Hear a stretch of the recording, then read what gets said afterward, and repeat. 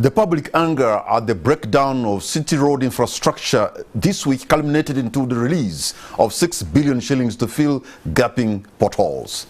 But for the magnitude of the problem, 6 billion shillings might only be a drop in the ocean. KCCA says nearly 8,500 square meters of potholes are on Kampala's roads, and they will need a complete overhaul.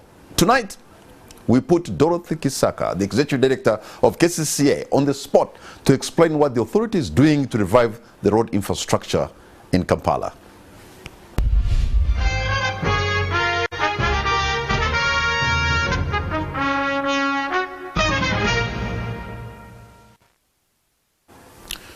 Executive Director, Kampala Capital City Authority, Dorothy Kisaka, thank you so much for having honored our invitation. A warm welcome to you. Thank you very much, Patrick, and it's a great joy for me to be at NTV. I can imagine the residents of Kampala and pretty much Uganda are really waiting and listening, and I'm sure they will even be sending messages and even calling in because they want to hear from you. You manage Kampala's capital city. The questions are immense. There's a lot of talk, there's a lot of discussion on different platforms. In fact, even in this interview, I don't know even how to begin. How about I mean, where do I begin, Dorothy? But the truth is, you are doing your job, but also the city which you are presiding over has a lot of problems, a lot of issues. And one would wonder, is the ED walking in Kampala with her head high when you look at the conditions in the city? Well, you began by saying that we have over 8,500 square meters of potholes. That was at December 2022. As we speak now, that number has gone up.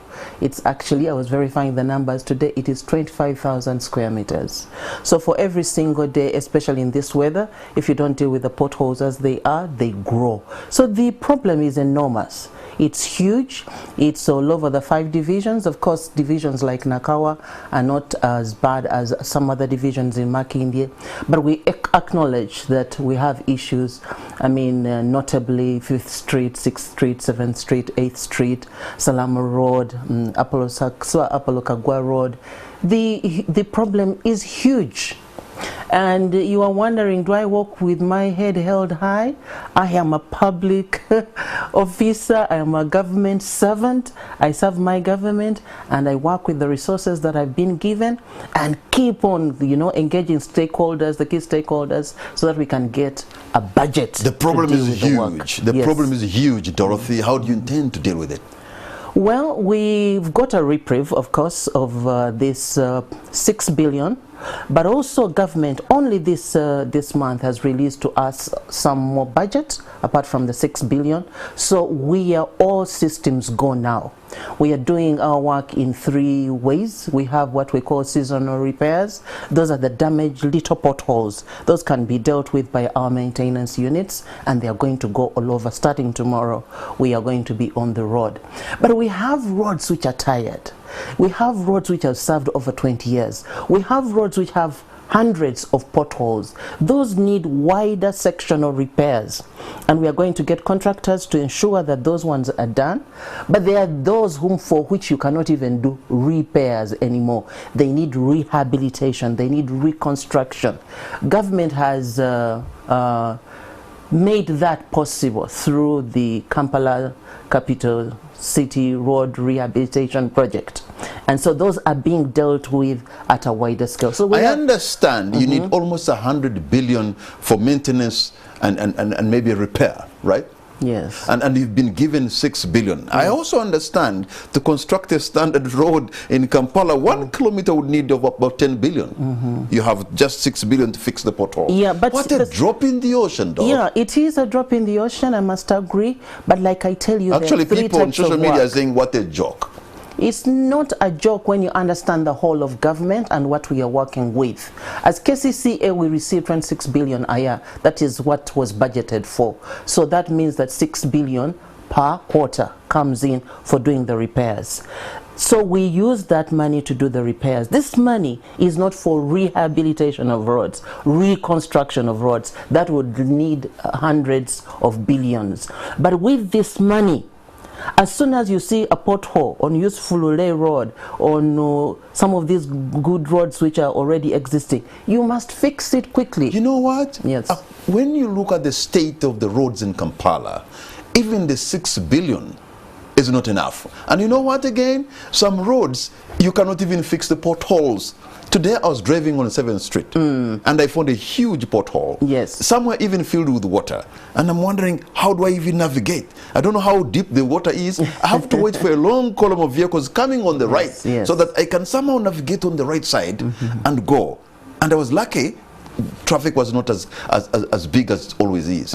It's a big frustration to drive in Kampala. We cannot trivialize the issue of potholes in the city. We are not laughing about it. We are not saying it is not there. We've acknowledged the issue is there. 7th Street, 6th Street, 8th Street, the streets you're talking about. You can no longer repair those potholes. You need to overhaul them. And that's what we are telling our citizens in Kampala and in Uganda as a whole, that these are going to be fixed. But you know what? Those particular streets of industrial area, we have a challenge because that's where the heavy vehicles are constantly. So they have the wear and tear is constant on those particular roads. I don't know whether you're aware, whether it was you or maybe people concerned Ugandans decided to fix some parts of the 7th Street. Maybe about a week back, but as we go right now, the potholes are back. They tried in their way to fix, I think just opposite maybe Total or something like that. But they have given way. Why did we let the roads reach this level? What was the problem? That's a good question. Maybe I should give some more perspective. Kampala has over 2,000 kilometers of roads, 2,100 to be more exact, and only 30% of that is paved. Only 30% of it is paved. So for every time to increase a number of paved roads, there has to be a big push by government, a big push to, like this current push, which is bringing on board 69 kilometers, and we do particular roads. If you notice, in this last project we have done the Ntinda Nakawa Road, that stretch, a beautiful stretch, the Kabusu Namoya Road, very beautiful roads. This Acacia, the Acacia Road, and others. You get a real beautiful road when you do a big push, rehabilitation, reconstruction. You do 2 lanes, you do the walkways, you do the drainages, and it's a full-scale work. Now, if you leave that road and you do not do the regular maintenance, you keep going back. Potholes need to be fixed immediately, and that's what is going to happen now with this money that we have. You can imagine, you're calling it a drop in the ocean, and that's what it is, but we must fix some I have seen in some places, Madam Edie, where there's an attempt to fix the potholes. You go and cut them in some kind of a square. I don't know whether that's a design. You cut them in a square or maybe some of a rectangle of a pothole, and then you forget about it. It's not forgetting about it. No, it is a real story, I'm telling you. I have seen it. Okay, they but what dig I'm around the road, they go around the pothole. If it is a circle, they try to make it something like a square or a rectangle, and then you're like, okay, you get happy. Okay, tomorrow they are fixing it. Now the pothole becomes very sharp. They start cutting our tires. There is a process. Then 1 or 2, 3, 4 days before you know it, they have actually gone. There's a process around repairing potholes, and I'm not an engineer, I don't have all the facts. But you first have to get that I understand. Okay. You open it up. That's their skill. That's their technical work. But they never complete the job. They just open and make it square, and then they will never come. You can even take a year, it fills up again and increases. So I'm wondering, why did somebody start a job they are not ready to finish? Because of resources. That's what I was trying to explain. There is a group, we have maintenance units in every division, and their role is to do those conditional surveys, seasonal repairs, and that's the process where they start. Then you get the materials to fill those. So if the two have not connected, that's when you get that lag of not, after finishing the preparation, the work is not yet done. There's another thing I have seen on some of these roads. If you go in areas of Rubaga, because of the drainage system has been filled with maybe soil and all that, it's silt. So sometimes they remove the salt and try to open up the drainage system so that water can they put the soil on the side of the road. Nobody will pick that soil. No, we have a system by which that soil is supposed to be picked. What I'm trying to tell you, it is in some cases I've seen the soil will not be picked, it will harden again, and that will be it. That should not be like that. That soil is supposed to be picked. There is a whole system, there is a whole chain of workmen. One does this, another does this, and the other another does. If it is not removed, then there is an issue there that we need to correct. But that is not what it's supposed to be. It should be collected immediately. It has been desilted. Our distilting teams, it is a work that needs to be done consistently, and we have them around the 5 divisions. So we cannot say desilt and just put the soil there and leave it. No, it's not like that. What I'm trying to tell you, Madam Edie, is not that I'm cooking a story. It's something that I have and I am acknowledging it. Yeah. I am acknowledging what you are saying. I am not saying that it is not happening. I'm saying those are some of the challenges that we have in the city. And besides that, we have challenges of people literally throwing toto kasasiro in those drainages. The things which should not be stuck there get stuck there. Those are some of our behavioral issues in the city, which we are dealing with through sensitizing the last time you were here, Madam Edie, you raised a lot of optimism because, especially on the roads you're talking about in industrial area, you said, I think you seem to have said that the contract had been signed, the contractor was supposed to be on the site, and I thought, I was like, okay, maybe in 1 week or 2 or in a month. It never happened. So I'm wondering, should I take your word now? Yes, absolutely, it has happened. You see, doing a road is a process. Doing road is process. There is mobilization, there is relocation of utilities, there is putting those banners, all those things that they do.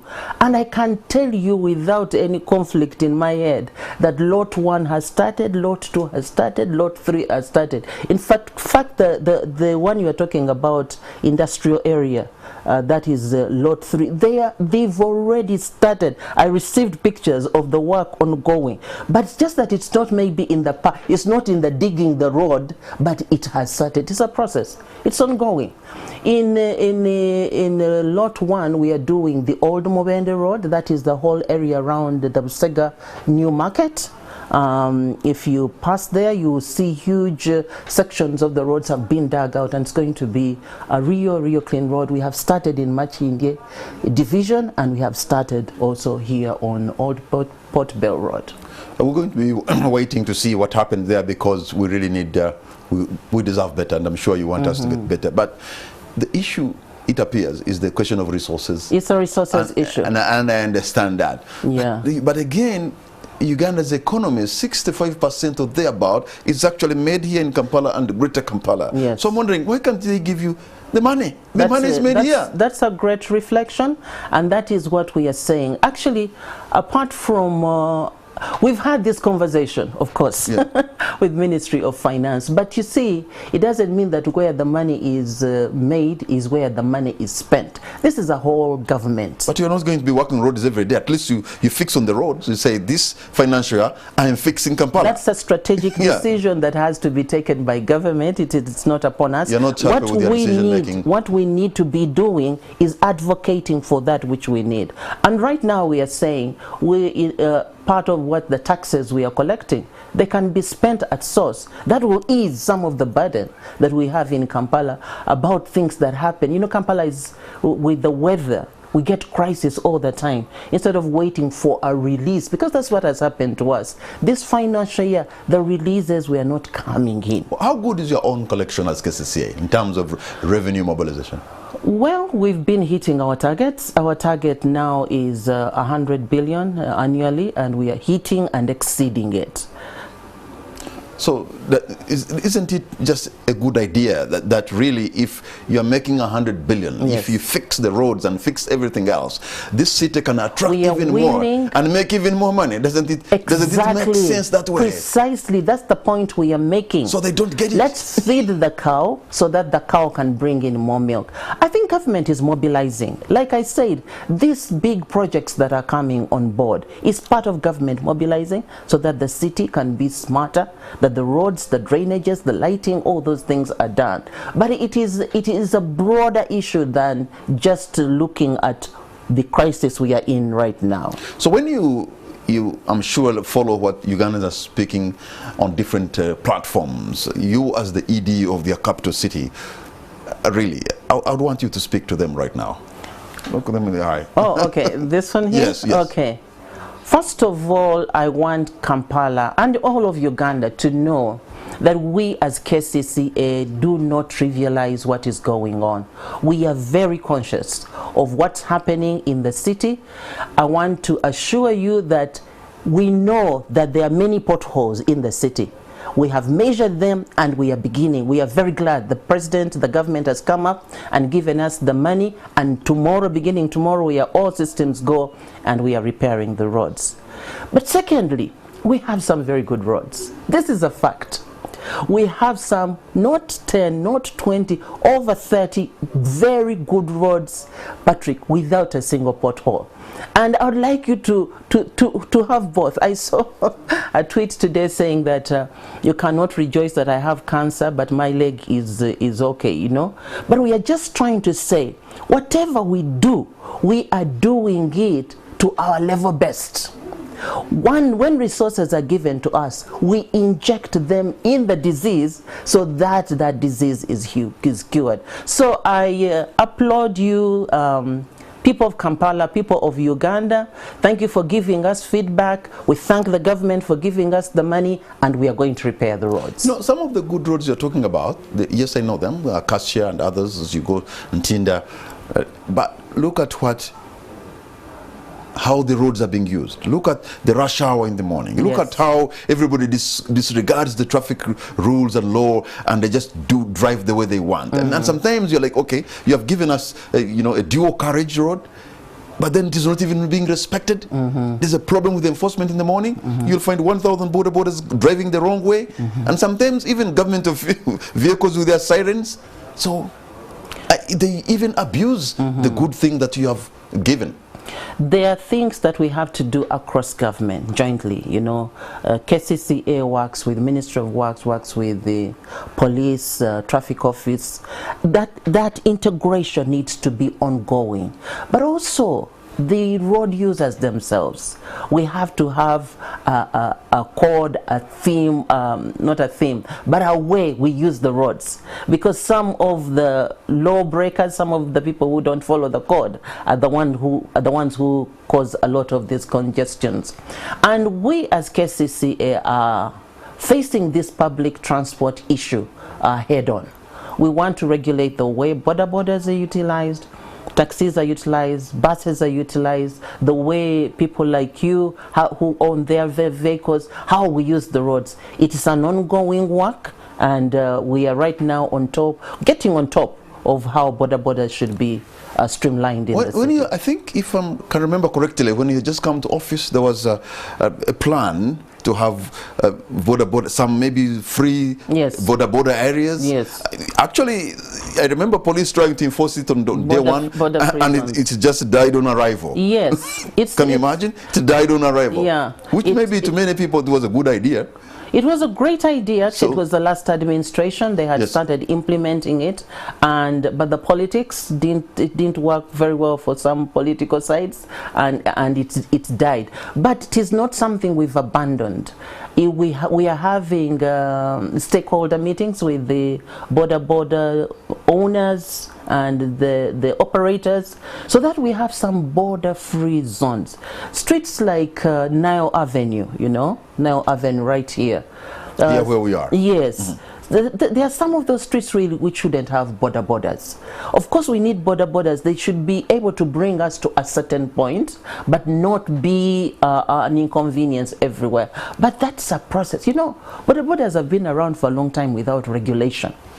We have been in stakeholder engagements now almost a year around this thing, streamlining, putting together the leadership, doing the training, making sure they are registered, they are licensed, all those things we are going through. But I think, Madam Edie, borders are in Kampala and mushrooming every day because they have seen an opportunity, because they have seen a gap.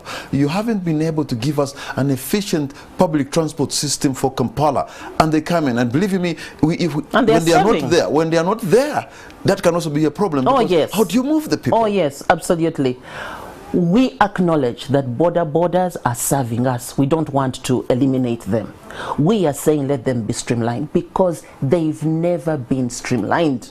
That's the big problem. So right now we are streamlining them. Actually, we want even to move away from diesel to go to electrical, to get to use green energy, because one of our challenges is pollution.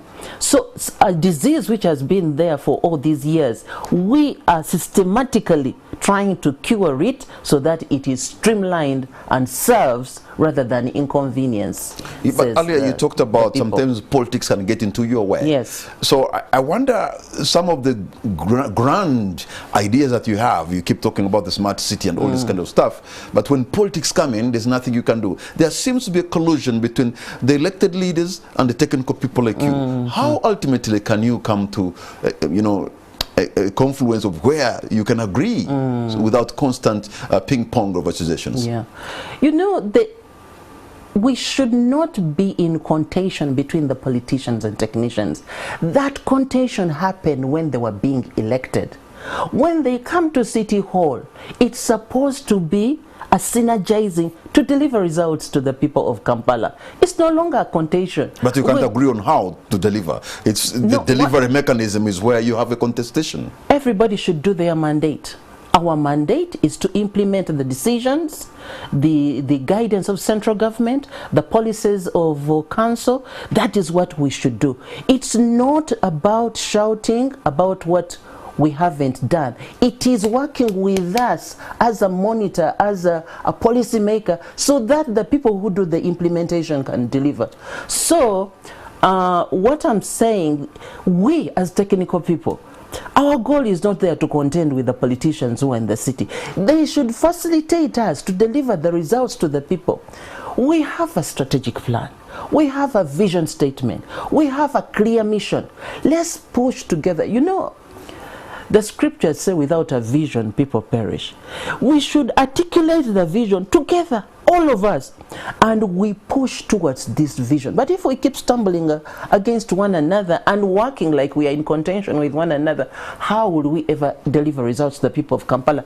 We as technical people are not doing politics. We want the budget that we've been given to give results to the people. If we are making mistakes with that, yes, monitor us and correct us, but don't frustrate the work we are trying to deliver. Can I pick out, Dorothy, that the lack of harmony between the elected leaders, the politicians, and you, the technical people in Kampala, is one major stumbling block? It delays the work.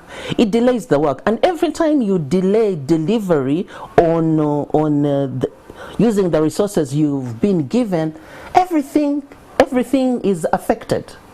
If we, for instance, maybe I shouldn't give examples. Yes, if there is tension between the technical and the political, work is not delivered on time. There is no doubt about that.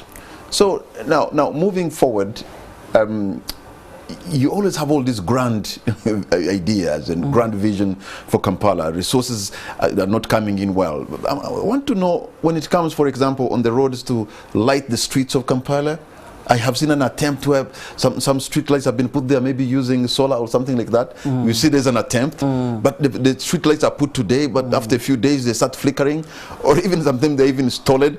So, and I'm wondering, Kampala Road, like the major road for Kampala, if you go right now, some parts are in darkness. You know, Patrick, the services we offer as KCCA are right there for everybody to see, and every day, and every vagary of weather, every social issue that arises in the city affects us. It can be seen. Right now there is a real challenge with budgets, but we, because the services we offer are in your face, our work can be affected. But we are delivering other services that you don't even know, that people may not know about.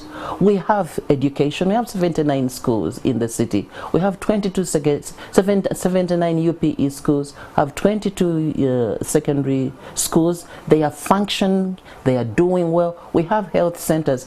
Our health centers as a city are some of the best in the country, as they should be, because we are in Kampala. We are delivering on those things. So yes, There are services which are suffering because of budgets, but there are services that are ongoing all the time. We have 15 markets that are thriving, are feeding people of Kampala. So there is services which are thriving, and there are some which are suffering because of the budgets. Yeah, I know, because the issues are very many. I wanted to go systematic, leave the roads so that we can go to the next. Because today I met somebody who has skills and capacity to work on roads, and they're wondering why trying to take advantage of the local content. If you are building 1 or 2 kilometers, give them to local Ugandan contractors to deal with them, you know, instead of giving the Chinese or any other foreigner that you should be able to give them, so that you eventually build the capacity. And we do. It's a kilometer. And we do. Most of our The problem is that when you do sometimes, you will take forever to pay them. And unlike the foreigner who has capacity, even if you're going to take 6 months or a year to pay them, they can be able to withstand that. And but for them, they have taken loans. So they have taken loans. You've gone back to the real issue, that it is resources. Right now, many people the contractors whom we've worked with are yet to be paid. Those are issues. And people who have taken loans to do our roads can't wait forever to be paid. So you find that you are caught up in So you realize that it's going to even be very difficult to build local capacity. Because it would have been good. You get the local contractors, give them the jobs, and then eventually, before you know it, they have the capacity to work on all the bigger roads. If it's a kilometer or 2, local contractors should do them. But if you take some time without paying them, they have taken loans, they are picking interest, actually they could even sell their homes. It's true, and that's because we depend on releases from government. Our money, the money actually that is released, it doesn't come like to a kitty and you keep and you say, Patrick, you pay this. No, these we said so and so should be paid, and they're paid straight at Ministry of Finance. So it is not that we don't have a policy that promotes local content.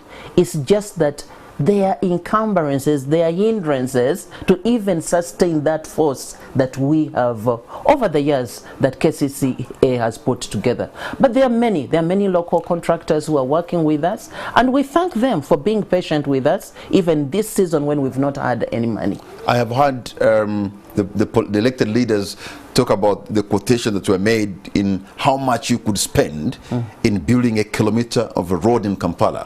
I think you put it about 10 billion, and some are thinking, no, that's way too much. And I'm wondering if City Hall can just be in that kind of fight, cannot even agree on how much it will cost to build a road in Kampala. How can you even move in that environment? Yes, it's a challenge, because you see, this is international bidding. We did not sit, I keep saying, we did not sit in some boardroom somewhere and say, let's make this road 10 billion. No, there was international bidding. People bidded, and some qualified and some did qualify. And we do not sign off anything until the funder themselves, the African Development Bank, have said, yes, we are okay with this procurement. There is a whole system of government that governs the procurement of these large projects. There has to be appropriation of this money from Parliament. Parliament has to say, this is the number of the roads, this is the amount of money, yes. And Parliament did that. Then that goes back to Minister of Finance, who signs the agreement with the funder. Then it goes to the Attorney General, who examines the agreements, and before we, KCCA, we are able even to enter into the picture and have the contract start. So this business, it's not you alone. There are quite a number of people involved, and these are government agencies. And even when you put it, that's not in you alone, but it's like even those are colluding somewhere. It's not a collusion. That is the cost of the roads that we have put out to be done. So if somebody is saying that in another country it is lesser, that is something to be examined, but don't hold KCCA at ransom as if we colluded to steal some money. This money is paid straight to the contractor to do those roads. So moving away from the roads, I want to go to the garbage collection, because, well, I've seen a lot of private players who are collecting garbage, but in some cases, in some areas, you find once in a while areas are choking with garbage. Yes, we have a challenge. We definitely have a challenge. We are not able to collect all the garbage in the city. Again, why? Resources. trucks.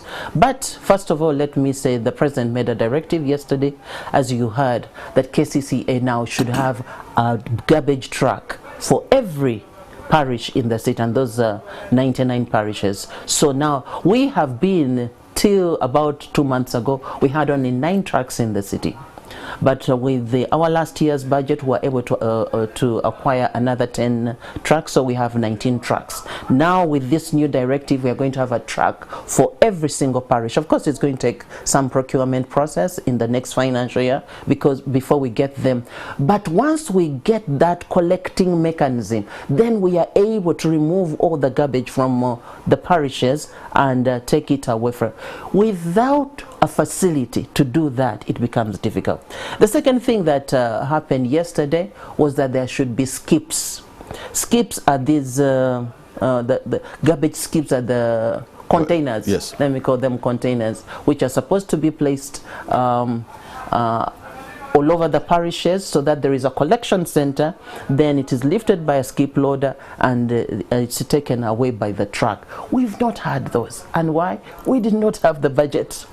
So garbage is there, and as you know, our food is organic. For every matoke you peel, half of it becomes rubbish. Or even more than half. Or even more than half. Yes. So we have to give it specific attention so that we collect all the rubbish from But I the also community. hear that you have nowhere to dump it. You're almost running out of space. It is a challenge, but it is a challenge we are overcoming now. Chitez is due for closing. We have a new place in Dundu, but we don't just want to take rubbish. Now we want to get to the next level where rubbish is turned into energy, so that we don't have to keep accumulating. Dorothy Kisaka, ED, KCCA, hold on to your point, because you're going to take a break. On the spot, we'll be right back. Thank you.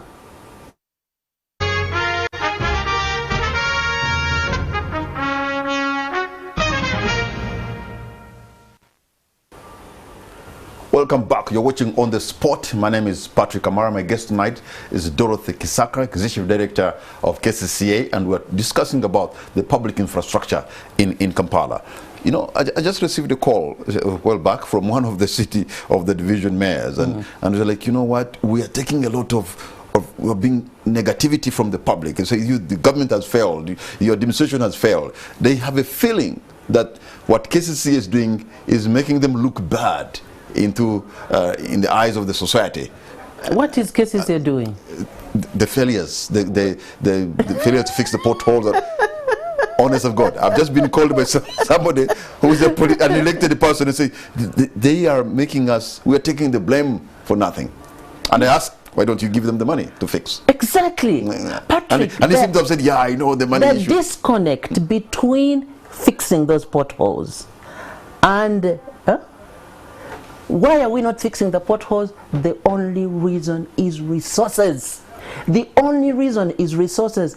Even as we speak now, we have the exact measurements of the potholes we have in the city. But is that enough? It's not enough. We need resources. We must be on the roads. We must be constantly having money to fix these roads. It's not that we are sitting like, we are not sitting ducks at City Hall, sitting in our halls. We have a whole team of engineers, over 19, I think. They are not seated there just saying we won't work. Nobody is on leave. We are there. We don't have resources. It's a resource issue. How come? There was a time when resources were in Kampala quite in just a call away almost. Well, I hope I'm not exaggerating, but at least there was a time. No, but government has been explaining to the country. There was COVID. COVID happened, you know. There are things that have affected us as an economy. And they've been cutbacks. It's not only us who are crying out. Different ministries and agencies and departments are crying out. It's just like I told you, our work is in the face of the end user. And so it is seen immediately. When you have less resources at home, you get cutbacks. But there are some things that don't need that. There are some things which you say, this one we can't cut back, this one we can't cut back. So that is what is happening. But I'm grateful that now some money has been released and we are going to embark on that work. Because if you don't, Dorothy, before you know it, some people will just even put some little signposts on every pothole filled with water and call it Lake Kisaka, Lake Lukwago, things like that. Well, they've done a lot of things already. I saw one with a boat of some prominent people riding in it. But that's neither here nor there. We need to fix the roads. Government has come out, has given us the money, and we are going to do it. Okay, there's a ray of hope because some money is coming yes. in. And the issue is, it was an issue of resources, you are aware. Let's go to another, because you also had a plan of decongesting Kampala in some way, public transport system. I remember something back in 2012, there was even an advertisement of calling in people who could provide land so that you build these terminals, you know, one in Waise, one in Banda, and one in Natete or Busega. And indeed some people went and bought some land, 5 acres or even more, but the terminals have not been put to use. And yet people are interested in to come in, spend money, take some loans. And yet Kampala is building and, you know, expanding and trying to modernize another tax park within the city. So what's the real plan of these terminals, considering that people put in their money and even took loans? Maybe we are talking about the same thing, but this may be different. It's not our issue. Our issue at KCCA is not great plans. We have great drainage plans, great terminal plans, great roads plans. Our issue is how do we get to the end result that we need. So if we, for instance, we've called the policy of government right now is that we should have markets in every division, okay? But if you don't have the resources to purchase, we have a database of people bringing, this is the land available, this is the land available. If you don't have the money to purchase it, what do you do? What do you do? You can have a great plan, you can have great vision, but if you don't have the resources to get what you want, then you won't be able to do it. So even that whole thing of the terminals, the reason we are using what is available in the city right now, the old taxi park, the new taxi park, and other private taxi parks, is because that's what we are able to access right now. That is what we're able to use. So there was an earlier idea of having those, you know, terminals outside. Yes. Did you leave before I came on, I've even inspected them. Yes. I've inspected in the various directions. Those plans are there. Now, what is happening with the public transport sector itself is the reorganization of the leadership. Recently, we had a meeting with all the warring factions in the taxi management, so that we can streamline. We can have one leadership in the city. The plan of government through the Minister of Works is to have one body that leads all over Uganda. But in Kampala, we are getting organized. Once that is organized, once that is working well, then all that can be done through the leadership of the public transport itself. Then we can be a supervising body, but they can run their own thing, whether it is on Ginger Road, whether it is on Natete Road, whether it is on the road going to Gulu, they can run them themselves. The factioning, the warring of the factions was part of the major hindrance, but we are putting that to an end. There was a good idea when people will be brought by train from the areas of Namamvei to Kireka and here, but something back, I'm told they sort of stopped or maybe reduced on the number. What was the real case? Because of the time I really don't have the full facts of that. I cannot comment on it. And then how about opening the route to Chiengera at least, you know, because if it is able to take about 2,000, 3,000 or 4,000 people, those are so many, you know, that's a relief on the road, but also you have taken off, that's given us some kind of space to maneuver. So one wonders, why could we have at least a train work to take people between Chiengera and Namamve? Why we don't have a train? Yeah. No, am I asking for too much? No, you're not asking for too much. Yeah. You're not asking for too much. Those plans because are there. We're only saying, at least give us Chiengera to those work on that plans, railway I line can between assure Chiengera and Kampala. Mr. Kamara, that would take about 10,000 people, and the other 10,000 people, those are how many taxis you have taken off the road. those plans are there. We need to decongest the city. We need to have alternative to taxis. We need to have mass transit, the mechanisms that take away many people from the city center and quickly. But it hasn't happened yet. Well, you have at least been bringing people, maybe that's not out of your scope, but what I know, people have been using a train from Namamve's side of Kireka to the city center, right? You know, you're aware about that? In the morning and the evening. Yeah, but it's not, of course, it's not something being run by KCCA. Okay. Yes. But the idea is, if you have brought 5,000 or 2,000 people up to the railway station in Kampala, what's the plan to evacuate them? Because that, again, you can bring them in one go, and at the railway station, but you have no efficient mechanism to take them, whether they are going to Ntinda or they are going to Makerere or they are going to Nakawa. Yeah, so, the comprehensive planning system. Yeah, there isn't. Yeah. So you end up creating... It is weak. It is weak. There is no way, two ways about that, and it needs to be strengthened. Yeah. So now, in the area of the transport sector, what do you envision? What is your plan for us to have efficiency there? Well, what we are doing right now is we are working with the Ministry of Works to have a comprehensive plan for the city, because we shouldn't have an exclusive one just for Kampala. We work with what Ministry of Works is doing for the whole of the city. And like I said, there are three or four. We have to get the taxis organized. We have to get the borders organized. Yes. We have to get the buses back on the road. And then we have to get alternatives like the trams, the trains, those systems that evacuate people in large numbers. The leadership of this whole plan is being undertaken by Ministry of Works, but we as KCCA are getting leadership for the various groups. Regarding the buses, we don't have them yet in the city. There is a plan with a private provider. There is a plan by Kira. Kira has actually about 4 buses on the road or roads now, but they are not enough. So dealing with the various groups and leadership to streamline that, so that we are not fighting but providing efficiency to the city transport sector. Actually, my producer is telling me that the railway transport was halted for 6 months to allow railway repairs. Okay. Yeah, so I wasn't aware of that. That was the issue. And I was asking, maybe working with the Minister of Works, you should be thinking about how, okay, wait, it's taking the eastern axis, how about the western axis, so that it maybe can reduce some of the congestion on our roads. And you know, you keep talking about the smart city. That smart city, the plan seems to be gathering dust.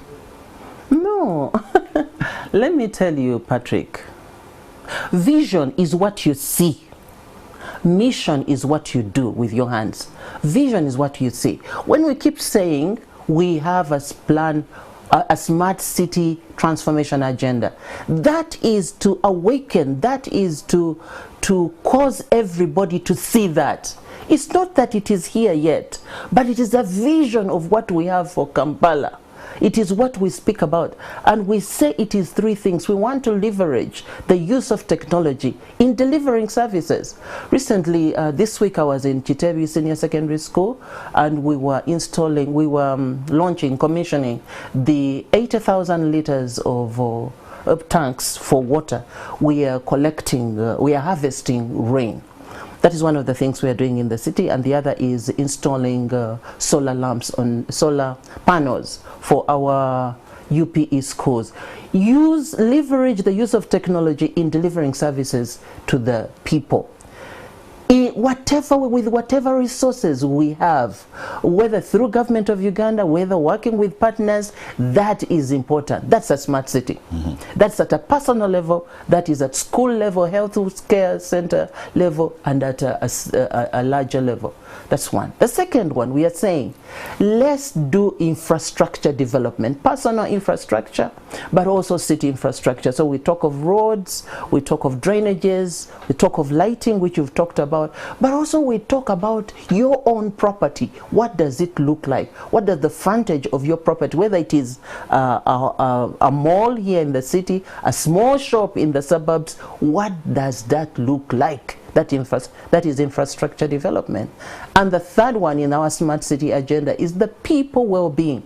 How are we looking after people? We are talking education, health, food, and all those things, the environment, the climate, the air we breathe, the wellness of the city, the joy or the sadness, the theater, the culture. How are we doing it in the city?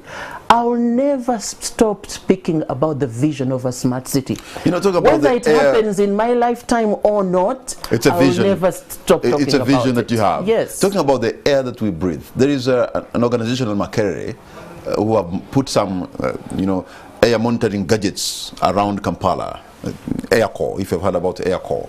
And actually air core, the data is showing that our city is highly polluted. Yes. And in times to come, this data is going to be seen like how you gather weather updates. People can even choose to say, I'm not going to Kampala because of air quality. And that is becoming very dangerous. Yeah. How do we make sure that the air we breathe is not as polluted as it is? Because air core at Makerere has shown us that the particulate matter in the air that we breathe is so heavily polluted. Yeah.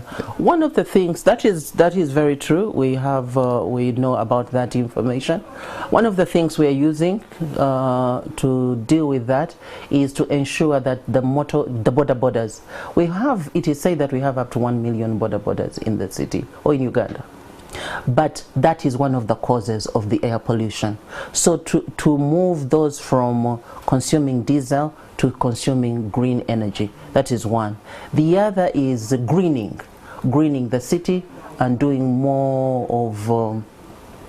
of planting trees and ensuring that we are not cutting down the trees. But you're not cutting down. If you go to Nakawa right now, around Makerere University Business School, yes, there used to be some trees there coming from UNRWA as you go up.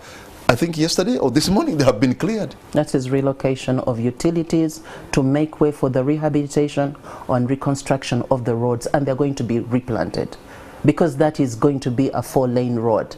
And that's what they are doing. They're not being cut so that they just get rid of them. There is a whole plan around that. They're expanding the road. They're expanding the road. I've had a lot of cries from Makerere, from Nakawa, said, how can you destroy these trees which have been there for many years? I understand, but it is part of the plan. It is reconstruction, rehabilitation, and relocation of utilities. Those trees are going to be replanted. Okay, so you're going to plant more, or the same trees can be translocated? Because it's also possible to translocate. I've seen where a mature tree can be translocated. Yeah, but I don't think that's what they've done. They haven't. So they have to plant. They have to plant it. There is a whole plan. So in physical planning, we have a whole plan around planting trees. It's not haphazard. The trees are counted, the trees are known, and even the Lord Mayor, I think you've heard about him wanting to plant. Is it a mayoral forest? He needs actually a forest, a city forest, a city forest. Yes. So we are alert and awake to the whole thing of clean air around the city, and we are working on it. Because even the trees that have been planted, for those who understand them, are not the kind of trees that can help so much in removing the toxic whatever from the CO2 from our air, because the indigenous trees would have done much better, but that's not the case, because some of the trees have been planted by private people, but not necessarily the kind of species that would help the environment. This is really generally a global challenge, and cities forums all over where we discuss, that is being discussed, and we as planners, we are getting on top of it and making sure we plant trees. Wherever we plant trees now, we take care of that thinking. So we have quite a number of urban poor people who are hurting, people are on the wall, Madam Edie, a financial squeeze. You go in all those informal settlements, you know, people are hurting. What is the plan so that maybe they can rise on their economy? Because if they are also into the money economy and have some money, then you can be able to raise your revenue collection. But at the moment, Ugandans or Kampalans are on the wall. Actually, the challenge of the urban poor is not so much that we can even get revenue from them, but that they should just get into the money economy. There are so many people who are in the Kampala of today under the parish development model. We call it Zenkolako Zendia, you know, whatever little thing. And that is what the parish development model is promoting. In Kampala, we have 99 parishes, and every parish has circles. And in these circles, the government is making available 100 million for every circle, so that the urban poor can be moved from the category of Zenkolako Zendia and they start saving some money. This is intentional. We have to work at the very, very grassroots. In Kampala, our money is going to be launched in May, early May. Minister of Finance has assured us of that. We've gone through all the plans. Our groups are led at division level by the town clerk. The town clerk is the chief manager of the parish development model. We have the parish chiefs who are the parish development committees. And so we are committed through this mechanism. But you know, but are you aware that all of us are more or less Zenkolako Zendia? We can't say, we can't say that about quite a number of people. In fact, there was a friend of mine, I think, I no longer see him, by the way. He was called Baba Luku. He was, I think he brought some kind of rap music in Uganda, the guy who started what we call the Luga floor. And he had that song, that Okusarana Musite, Echo Kiabulijo, Okwatadiro Nefuna, Echo Siabulijo, Zenkola Zendia. So, you know, it is you know, because guys, people are not. Yeah, and you know, but they may look like corporate middle class, but really, it is Zenkola Zendia. Yeah, but it's Zenkola Zendia. Yeah. And the urban poor, I mean, more people are going to move into the cities. It is estimated by 2030, 60% of nations will be living in cities. So we have to be awake to it, just not in earnings, but about housing. Yeah. Our health facilities, our education facilities, roads, because there will be more vehicles moving. So the issue of dealing with the urban challenges, this is what you said at the beginning, yes. Government giving us resources so that we can execute the plan, the strategic plan that we have. It caters for all these things. We have them in the plan.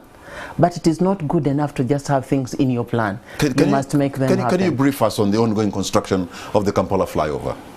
Kampala flyover, I must say, it's not decline. It is a and they're doing a great job. UNRA, they are doing a great job. But I really don't have the competence. That's not under your. It's not in your docket. It's not. It's not. Yeah, but can you imagine maybe if this is done tomorrow, the other day, and they finish it, people will come from Entebbe, get on the flyover. Isn't that amazing? It will be amazing, but only that they're going to fly right into the potholes. That's not going to happen.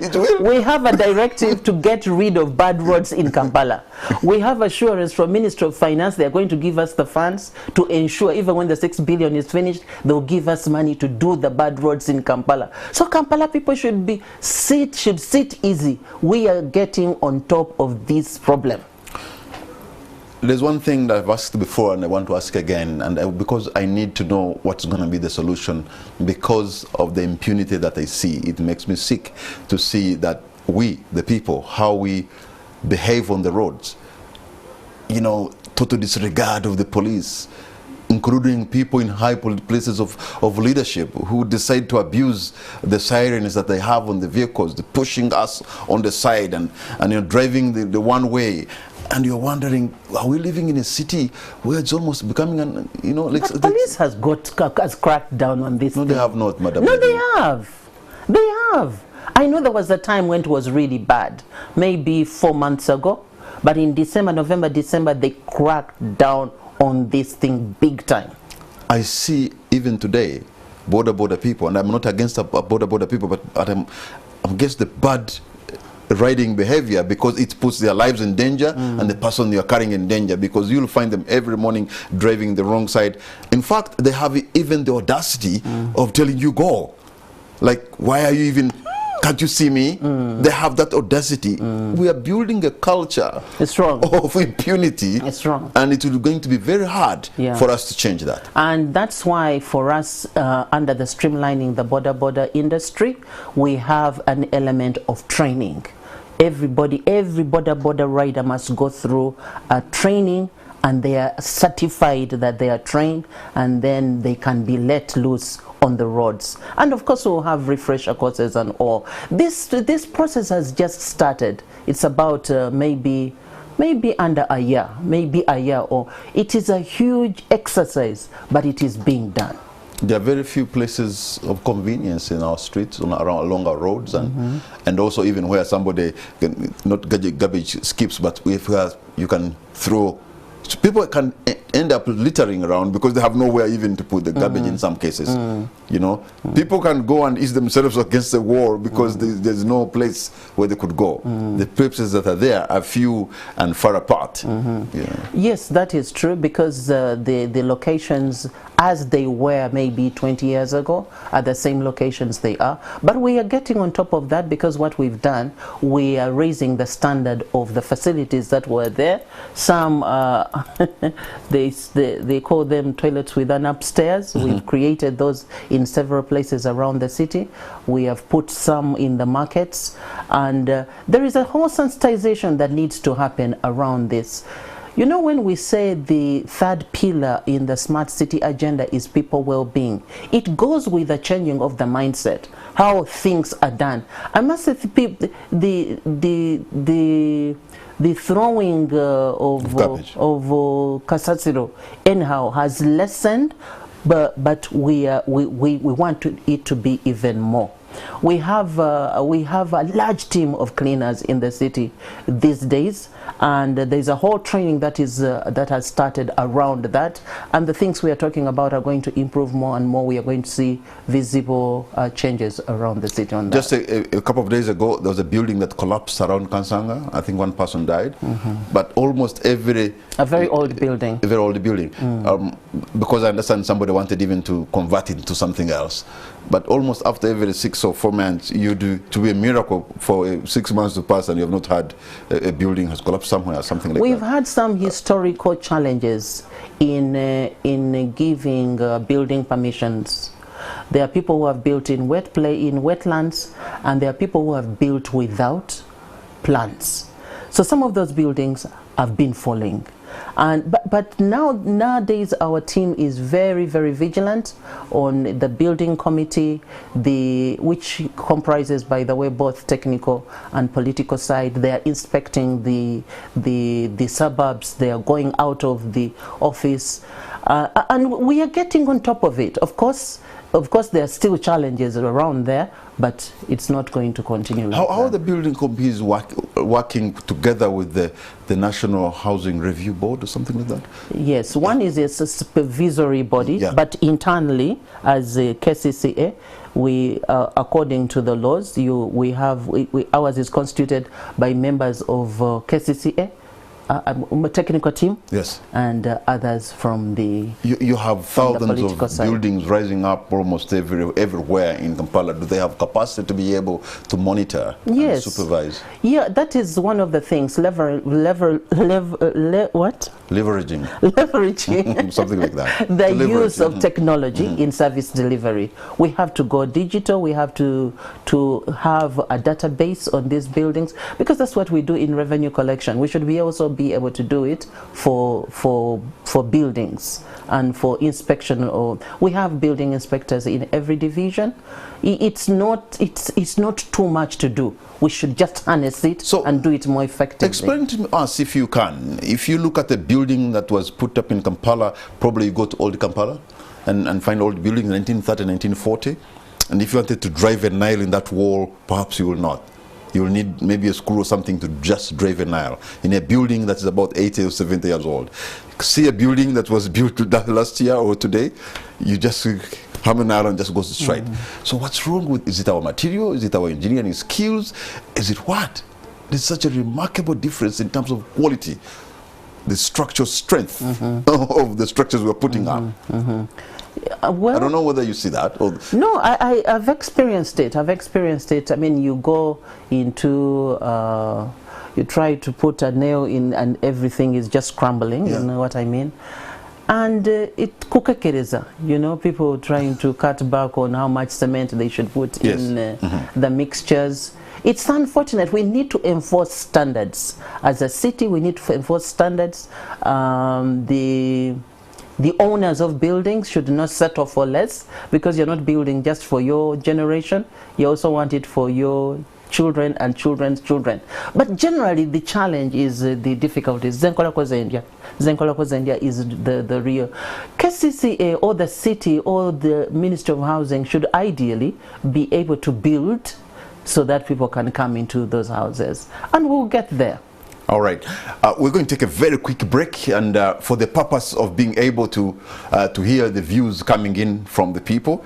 But I understand we are almost done according to our time. But take a quick break, and then we'll be right back.